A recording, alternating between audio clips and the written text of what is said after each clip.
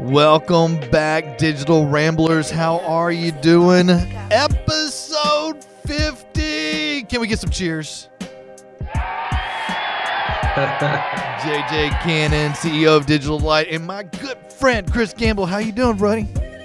We just spent all our budget for the next 50 episodes on that crowd noise. I know. That's those are the fans out at the door, and maybe look out your window there. Look out your window. You might see some fans out there. No. Still people looking for me. Yeah.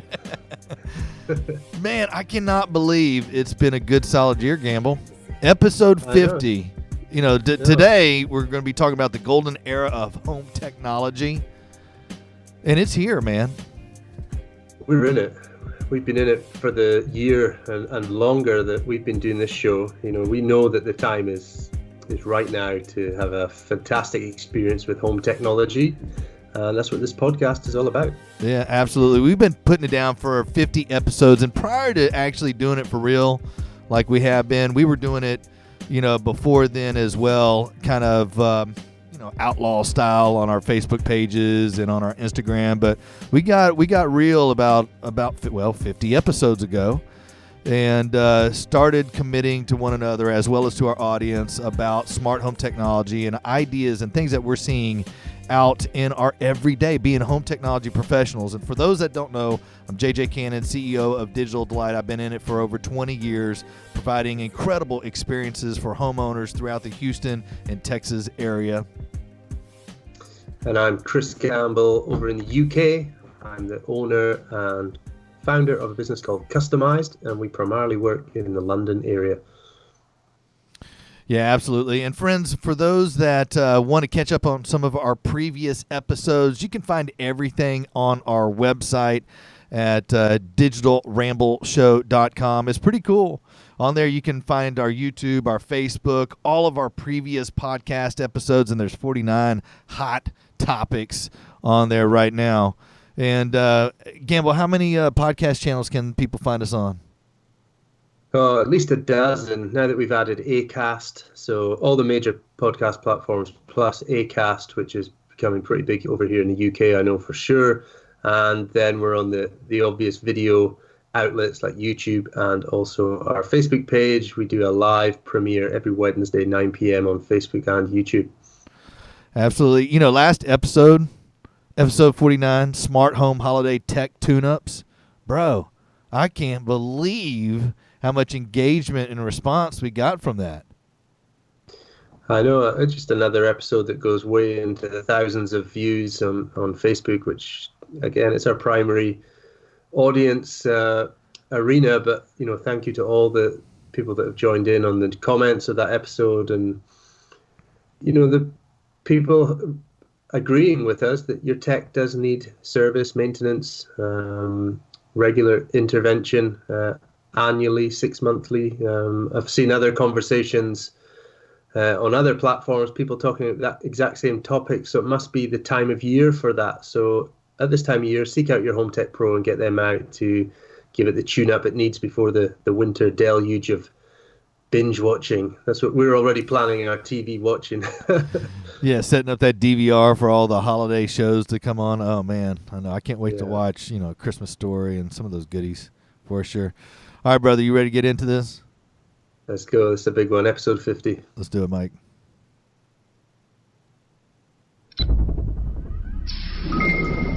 So thank you as always to our Patreons. We've had 50 episodes of support from them, and you can be one too. Go to patreon.com/digitalramble, and you can sponsor the show for as little as $1 a month. So thank you to them all. All right, Gamble. This episode 50, the golden era of home technology. And at the beginning of the year, we were like, is 2019 the year? And, I think definitely 2019 is the year of smart home. And that being said, through the year, I've had a couple of clients try to give it a go on their own, and we want to encourage that. But sometimes there's a line, a threshold of understanding that can be crossed, and there could be some buyer remorse. And some of them, it's coupling the right products and understanding how these products work. And, you can make an investment and take the wrong path. Yeah, we've all made the wrong choices in the past, whether we bought the wrong size clothing or maybe the wrong vehicle or booked the wrong holiday. But it's happening with technology as well, where people are, I'll take an example that's happened just this week. Customer was going to supply their own TVs. I made some recommendations. This screen would suit this room. This screen would suit your, the features that you're using that you've talked about in the past. And they didn't heed the advice. They went out and bought much cheaper screens, smaller, less aesthetically pleasing. We talked to them about the frame TV and how it would fit in with their decor, but they went cheaper. And lo and behold, as we're starting to power them up this week and last week, they just don't have all the features that they wanted. And one of the big features was I recommended a TV that had the Apple TV app built in for the AirPlay functionality for accessing the new Apple TV Plus service. And I thought they wanted that and they were going to go with it, and they did, but the TVs they bought don't have it. And now we're having discussions about buying Apple TV, a separate box. Yeah, man. And all year we've been talking about less is more. The less boxes, the less wires, the more reliability, less, space being taken up, maximizing your area, to its performance, and creating ease of use by using that type of philosophy and understanding. I also had a client that went out and they were trying to locate a receiver in a different part of their home to where their television was located. And they got a decent receiver, they got a decent television, but they went cheap on an extender. And an extender, for those that don't know, is it allows you to convert a signal and transmit it through Category 5 or Category 6 cable and send it so convert and then unconvert on the other end. And with HDMI, it's very particular. I mean, the good ones, there is quite a hefty investment to get a good quality one because it's ones and zeros. And in doing that and buying a cheaper version of extender, the video's always blinking in and out, or not appearing at all, or getting a pinkish hue to it. And where the client thought it was another piece of hardware or a control system issue, it really wasn't. It was the extender all along, causing there to be, frustration and time invested and time wasted, and finally calling out a home technology professional to untangle and to create an awareness of what truly the problem was. Working in conjunction with a home technology professional, or hiring a home technology professional to, one, design a system that's right for your home, knowing the products that are right for your space, and then installing them in a manner that can be expedient in time saving. There might be a cost associated with that, or there is a cost associated with it, but where is the value of your time? Do you want it investing in frustration and unawareness, or do you want to invest in awareness and reliability, that you can guarantee is going to work? No, people will continue to buy the wrong thing, and that's always going to happen. And as we come up to Black Friday, a lot of people will make some rash decisions over the next few weeks, and maybe we'll guide them a bit better next week when we talk about Black Friday offers. But one trend that we see a lot now is the homeowner being a bit of a fanatical about a certain brand or product line, or, in the same way that they are probably with things like vehicles and fashion and other trends. And I know you've seen this week a customer go all in on a single brand ecosystem, one of the Nulls, one of the Fab Five. You saw someone go in heavy this week on Nest. Yeah, I called her the ecstatic fanatic, and kind of the opposite of buyer's remorse. It's the opposite. And she's a fangirl of a particular manufacturer, and she wanted to go all in on the Nest Aware, as well as couple it with some some Yale Nest door locks with some CO2 sensors and also the Nest Hello, and bring that entire ecosystem into one platform. And brother, it was easy to set up. It was impactful. It allowed her flexibility of access to her information, to the content of setting door locks, of seeing who was coming in and out of the property, of managing the access to her property. Man, she literally, Gamble, she was jumping up and down with excitement. She was so happy with the end results that we were able to provide her. It took us about a full day to put it all together and install it for her. And man, she was ecstatic because of the ease of use. She loved it. Yeah, I think home security is quite good at putting a lot of devices on a single platform, and Ring is one we've talked about in the past as well, where your cameras, your doorbell, and maybe also having lighting as well involved there. So, and the customer, the homeowner, can see the instant benefits of seeing all their cameras in one place, getting the alerts from outside or inside their home based on people coming in and out, or even today on my Nest cameras at my office, sound detected, excessive noise, that could be caused by, a pet or a break of a window, or, something crashing through the ceiling, which I've had in my office before, but it was water. But, people are going to buy into an ecosystem and into a brand that they've had positive experiences with, and Nest is one of the best. And Nest is actually coming to a period now where I think it's about to hit 10 years old.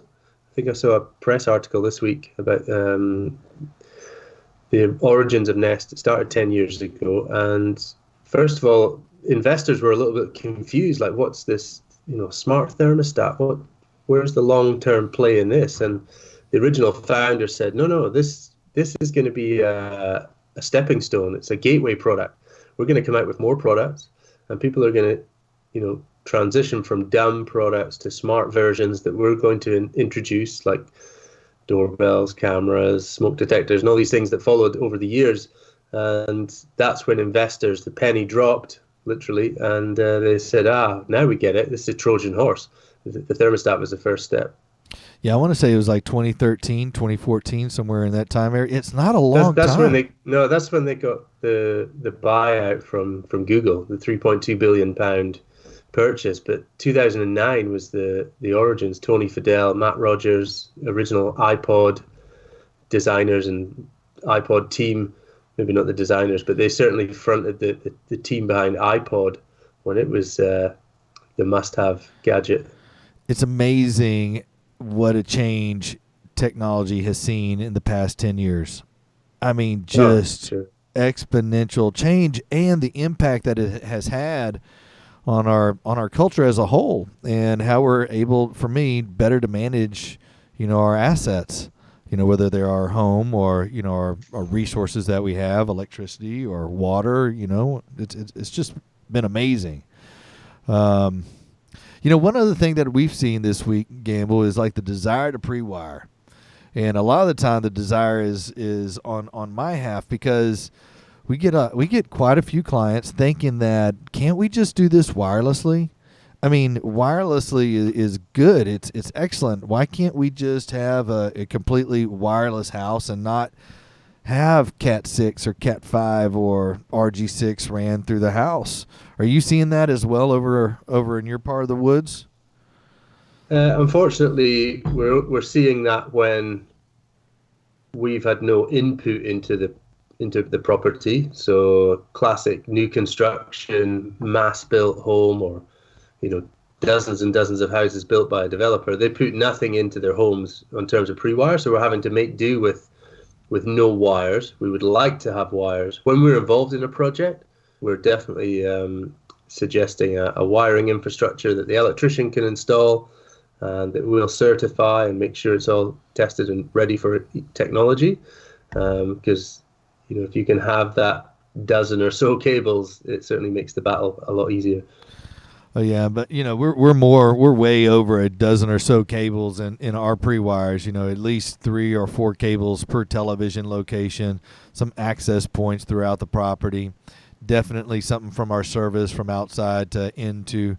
We have home run panels. You've seen them on our socials to where everything Sure. is distributed from that location, and just depending on what the needs are. I mean, there's minimums that we spec for different locations of the house that are needed. And Wi-Fi is for us is predominantly used for like your tablets or your phones or your laptops.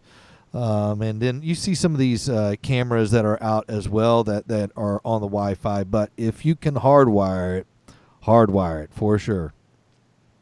I think though some things are out of our control. So when you've finished a project and maybe you've hardwired the smart TV, and at that time that was the only network device in the TV area, but the homeowners added a games console, a media streamer, and in the setup of that device, which they can do themselves, of course, they've just connected it to the Wi-Fi.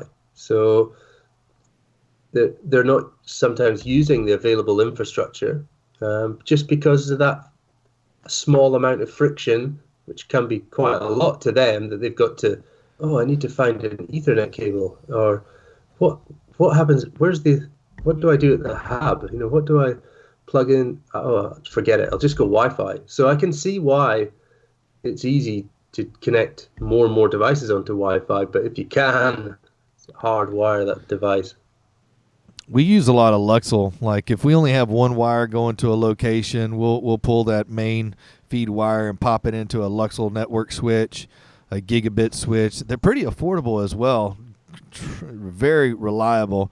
And we'll split out that one signal coming into that cabinet and go into hardwire into your Apple TV or into your television or your Sonos Play Bar, your Sonos Beam, and really give it fantastic connection for great feedback and response. Yeah, because there's no denying that, yes, you can connect your media streamer to Wi-Fi, but sometimes it being inside a cabinet or behind the TV in the corner of the property, for example, is not necessarily going to get a good Wi-Fi signal. So if you can use that wire, please, plug it in. If you don't know what you're doing, find the local pro that does know how to deal with these things. Yeah, slow internet is just crushing in today's world and today's homes and businesses. I mean, even at the car wash, Gamble, if I hop onto the Wi-Fi and it's slow internet, it's like you got to be kidding me. How is it that this place can't have good Wi-Fi and good internet?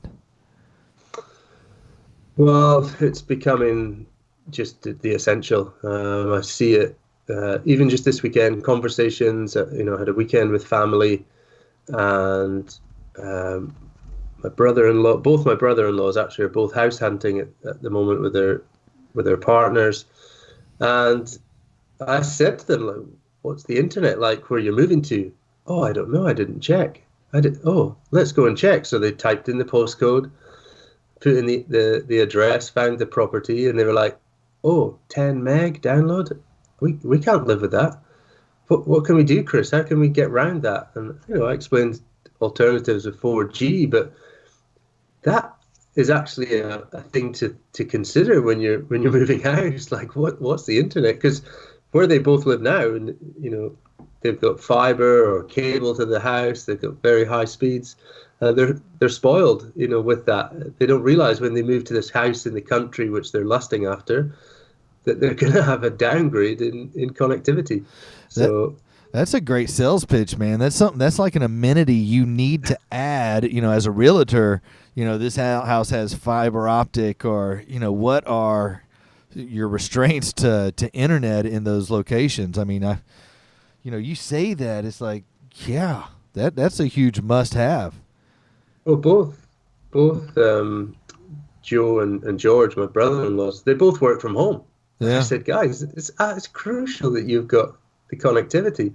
"Oh, I'm sure we'll get it. I'm sure, like, you can check before you move. So don't Yeah. don't go rushing in.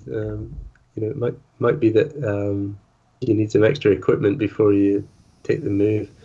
So internet speeds can certainly dictate your lifestyle, and we see that from customers who, if they don't have the fast internet, they may not be up to speed with the release of The Crown or the latest episode of Game of Thrones or something like that. That, oh, we haven't watched it yet because we need to download it, or we need to. It was buffering, so we never finished the episode. And I hear that a lot, and I just think, wow, you're not able to keep up with the trends in everybody else's life at the moment. You know, when what's trending on Twitter, you might not be able to get involved in that. Slow internet, I hate it. I hate it. I tell you, I hate it. I do. That's my best Chris Gamble impersonation, people. I hate it. All right, what else we got, Gamble? Chaos. You know, last week for me was, apart from the trip to France, which went all to plan, the other big project we had on last week was a big refurbishment project that's been going on for about 10 months, 11 months. And there's been so many delays and problems with things out of the builder's control, to be fair. You know, things like problems with drainage, problem with, you know, the walls, problem with the electrical wiring and all these things. And it's caused delays. But all those delays didn't actually end up changing the moving in date. So the client kept pushing and pushing to move in middle of November, which we're in now. And, you know, there's a lot of people still to finish their work. And now we're in this period this week where we're all tripping over each other. And I took a stand on Friday and said, you know, I'm not gonna do what I need to do today. I'm gonna go somewhere else, or I'm gonna go to another part of the property, because I'm not putting in my TV or my shades or you know, projector screen or speakers and, you know, media player or whatever. I'm not putting those things in until everybody else is out. And you know, after I explained why, then it was received okay by the client. But it's just chaotic if you have people tripping over each other. Give people space to finish their job and move on to the next room or their next project.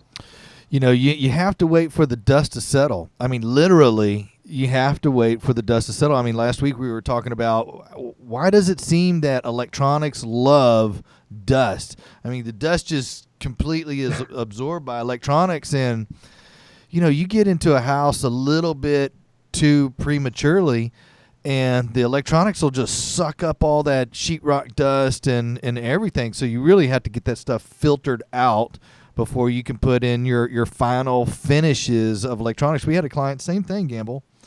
We're doing her theater room, and she wanted us to come in prior to them being done with the paint and patching of her theater room, and wanted us to put the projector in the ceiling and speakers, and you know, we got the speakers over there to get them painted the same color, but you have to let that dust settle, or dust is going to get all over your televisions. It's going to get all over your surround sound receivers, your cable boxes, and trying to work on top of people is such a challenge, because we really, in our industry, really have to be focused on what we're trying to accomplish. I mean, there are a lot of not only plugging things in, but there's programming that is associated with that, and really details that have to be, you know, with the network and with lighting control. I mean, it's ridiculous. We do a lot of lighting.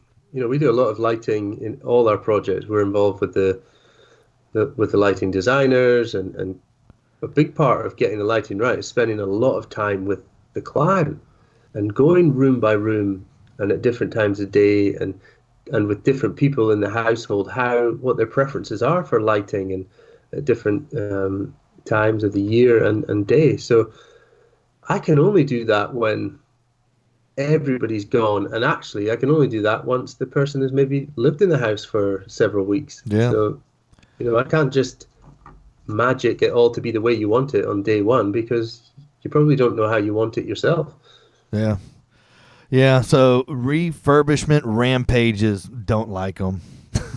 Don't like. Yeah, yeah. We need organization and some kind of quiet time. What I do like when you put in something like a Nest thermostat, I like the fact that that learns your habits week by week and changes the schedule to suit that. I'm actually putting it out there. Anybody in lighting can come up with some kind of like learning hub or something that connects to your lighting system that monitors things and adjusts scenes based on the user's um, habits. Activities. I'd Yeah. love to see that. I'd love to see that introduced to lighting system. All right, Gamble. This is episode 50, and the cannon fire fell on me this week, so I'm gonna try to give it a go. Go for it. Let's do it.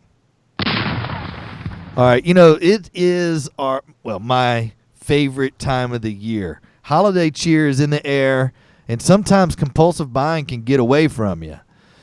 Gamble, I don't remember it being so soon in the season, and I'm seeing multiple homes that actually have their Christmas stuff up. They got their trees, they got their stockings. I mean, people are ecstatic about the holiday season. I think it's really due to our economy. I don't know if y'all hear about it much over there, but man, our economy is just gangbusters right now, and people's portfolios are popping.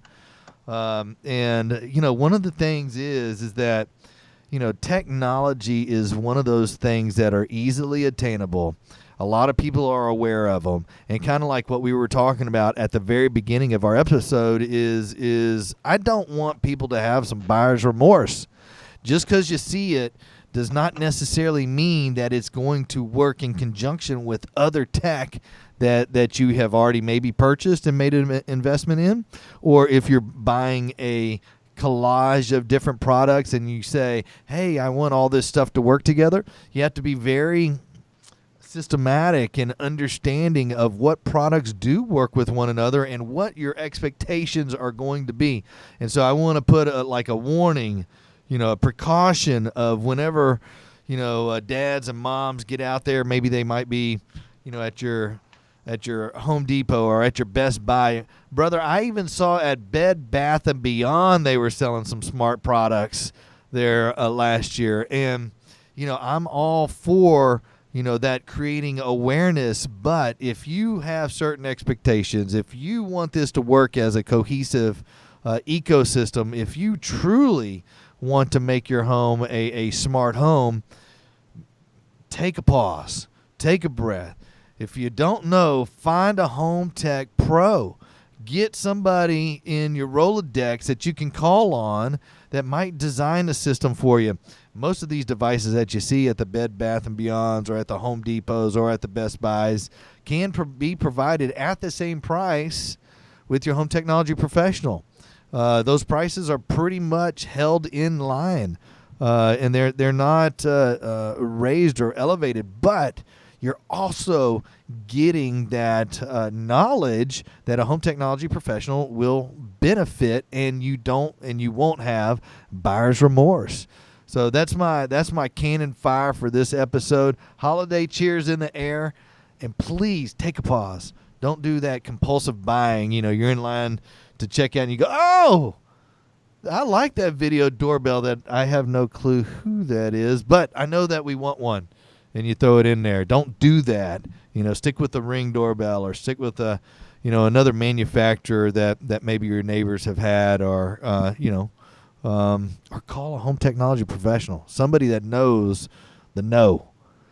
That's my cannon fire. There we go. Thanks, Mike. What you think, Gamble?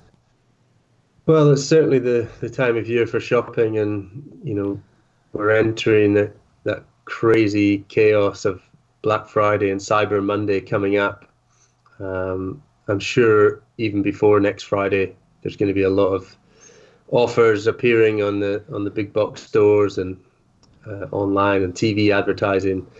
And even in the UK, we're so heavily influenced now by the Black Friday shopping weekend, which we didn't have a couple of years ago. It just didn't exist here, but it's become part of our calendar of big shopping. And I'll be joining in. I always do.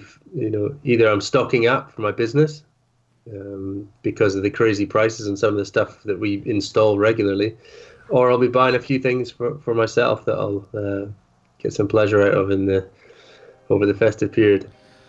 Yeah, next week we're going to be talking about Black Friday and Cyber Monday, and kind of going full circle to one of our very first episodes that we did. So yeah, man, episode 50 in the can. That's it. We've done it. We got to 50, and now it's the road to 100. And if anyone has got any comments, feedback, anything like that, and if you still want to be on the show or anything like that, please get in touch, because the show is all about things that you want to discuss as well. We appreciate the comments we get, but if you want to come on the show, there's a seat in the studio there where JJ is, or there's a Skype call that you can join in and tell us about your smart home experiences. All right, friends, thank you again. Digital Ramblers, y'all have been an amazing audience for 50 episodes, and we're so ecstatic to bring you valuable content on a weekly basis. And Gamble, man, you have a great week out there. Be safe. And friends, if you don't know, find a Home Tech Pro.